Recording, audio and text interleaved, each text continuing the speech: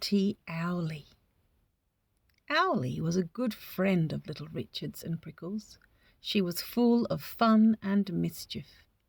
She was mischievous because sometimes she did things that her mother told her not to do.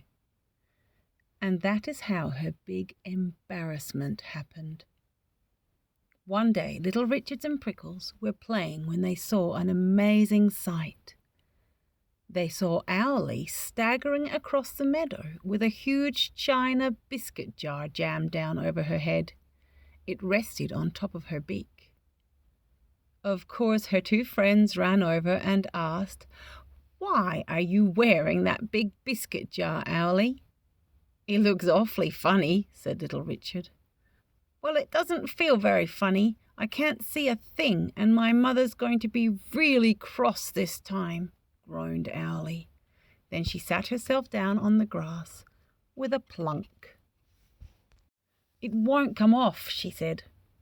Little Richard and Prickles both pulled at the jar, but it was stuck on tightly. And all they did was drag the jar with Owly in it a few inches across the grass.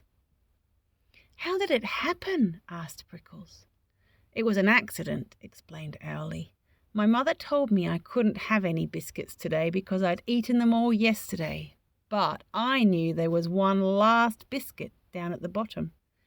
And when I couldn't reach it, I stuck my head into the jar and here I am."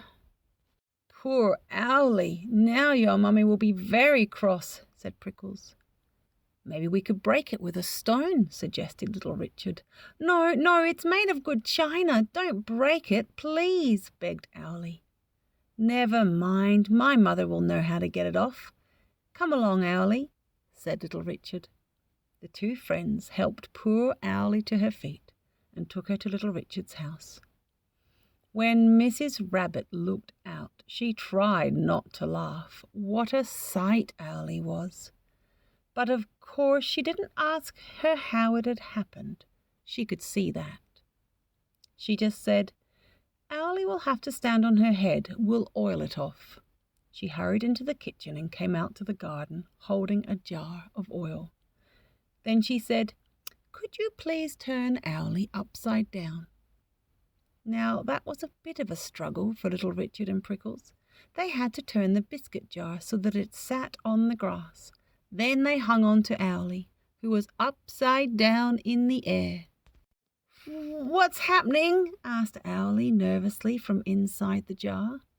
"It won't hurt a bit, dear. Just shut your eyes while I pour this oil round the rim of the jar," said Mother Rabbit. "Oh, it feels horrible," groaned Owly. "It looks worse," giggled Prickles. When Mother Rabbit had oiled the rim of the jar, she rubbed it with her paw.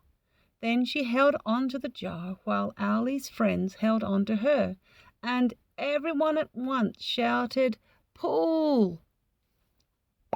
Out of the jar popped Owly. Mother Rabbit wrapped a towel around her head to soak up the oil, and Owly sat up on the grass and smiled happily. She thanked Mrs. Rabbit and her friends very much. Then Mother Rabbit washed out the beautiful biscuit jar so that not a drop of oil showed. Owly dragged it home across the meadow, still wearing the towel on her head.